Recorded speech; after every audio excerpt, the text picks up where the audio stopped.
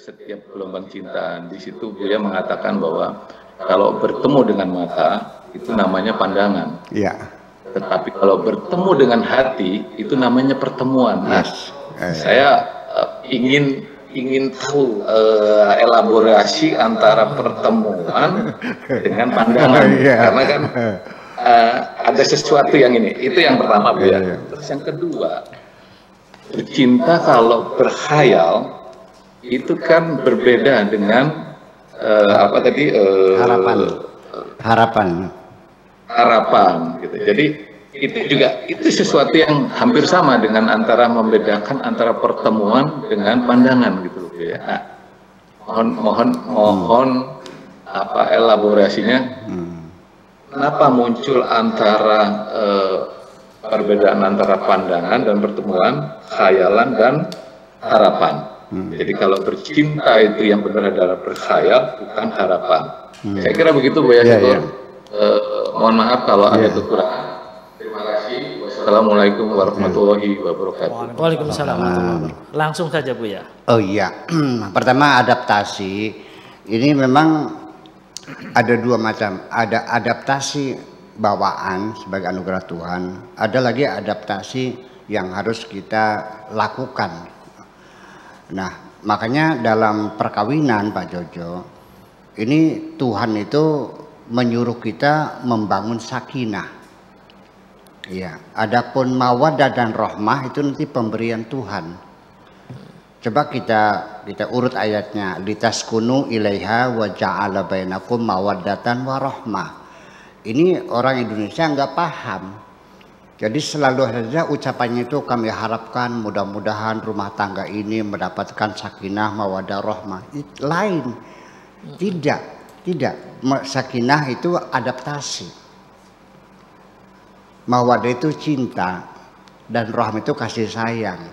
Jadi Allah hanya menjanjikan nanti akan kami munculkan mawaddah dan rahmah dengan persyaratan Anda membangun adaptasi dulu.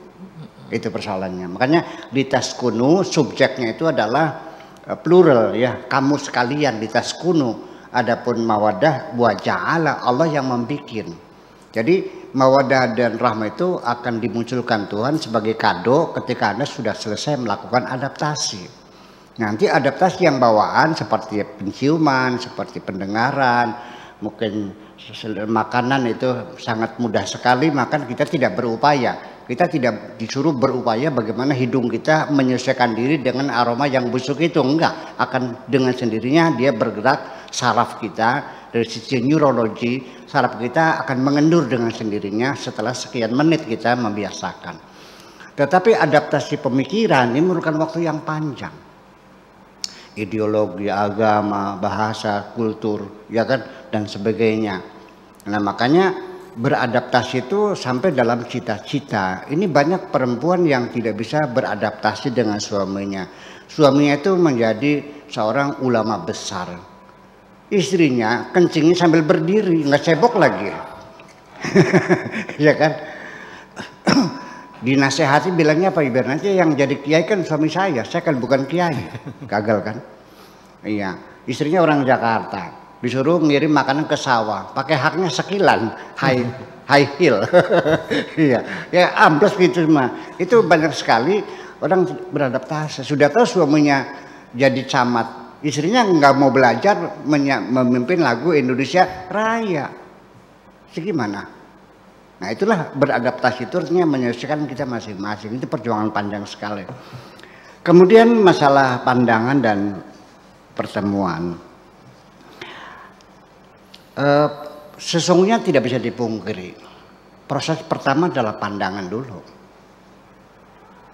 Kita ketemu dulu kan sekilas, entah di kereta api bersama, entah di mobil atau dalam seminar.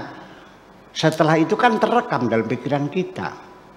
Setelah itu kan menuntut ingin adanya pertemuan selanjutnya. Jadi pertemuan itu adalah setelah pandangan dulu, tidak mungkin pada pertemuan dulu. Bagaimanapun juga. Setelah pertemuan kan dulu ada perjanjian. Setelah itu kan ada satu kerinduan. Nah, makanya dalam proses pernikahan juga mawaddah ini di mana posisinya? ketika kita ini baru mengagumi seseorang dari pandangan pertama, itu yang muncul namanya al-wuddu, bahasa Arabnya al-wuddu. Nah, nanti kalau sudah berkenalan, sudah saling merindukan, itu namanya al-ishqu. Ada kerinduan, sudah kirim SMS, apa kabar, aku rindu, sudah al-ishqu. Kalau sudah pernah tidur bareng namanya al-gharamu. Karena kalau sudah kawin baru namanya mawaddah. Jadi secara terminologi mungkin di dalam bahasa Indonesia kurang begitu lengkap ya, tapi dalam bahasa asing itu sangat lengkap sekali. Jadi saya kira bahwa pertemuan ini ya mesti diawali dengan pandangan dulu, dan pertemuan sendiri juga nanti akan berlanjut lagi. Ya minimal bahwa pertemuan itu adalah sudah ada saling kenal mengenal satu dengan yang lain, ya minimal ya bersifatnya hanya basic info lah, orang mana dari mana, sekolahnya apa dan sebagainya. Nanti kalau selepas itu ya tentunya ada perjanjian dan kesepakatan. Jadi artinya bahwa ketika hati yang melihat itu disebut dengan pertemuan. Tapi kalau dengan mata namanya pandangan. Kemudian ketika kita terkagum-kagum perempuan yang cantik, itu juga tidak langsung kita sebut cinta. Mungkin bahkan sampai sudah pernah tidur bersama pun saya tidak berani mengatakan apakah dia mencintainya. Belum tentu bahwa orang yang sudah pacaran itu sudah cinta. Coba saya bertanya, bedanya seorang suami mencintai istri dengan seorang kekasih dengan kekasihnya yang belum nikah berpacaran. Dua-duanya merindukan. Suami merindukan istri, seorang kekasih merindukan pacarnya. Beda. Makanya nama cintanya beda. Kalau seorang suami menikahkan istri, coba kita dengarkan seorang suami telepon, halo apa kabar ma, sehat, mana anak-anak sudah tidur semuanya, iya nanti tolong pagi siapin anak-anak diantar sekolahnya mah ya, sudah cukup nggak ada masalah, nanti uang belanja tolong deh, kalau lupa saya tinggalin uangnya, sementara utang dulu di warung deh ya, maaf deh. Dan saya nanti besok insya Allah akan segera pulang, aku rindu padamu, wahai sayangku. Ini kan seorang suami. Tapi ketika seorang pacar menelepon suaminya, yang tergambar dalam otaknya, pahanya yang mulus, buah dadanya yang montok kok. Saya paham itu kok. Maka itu harus diberi nama yang beda. Kita itu berbeda, harus diberi nama yang berbeda. Nah kita belum punya nama yang beda ini dalam bahasa Indonesianya. Itu persoalannya. Makasih kita.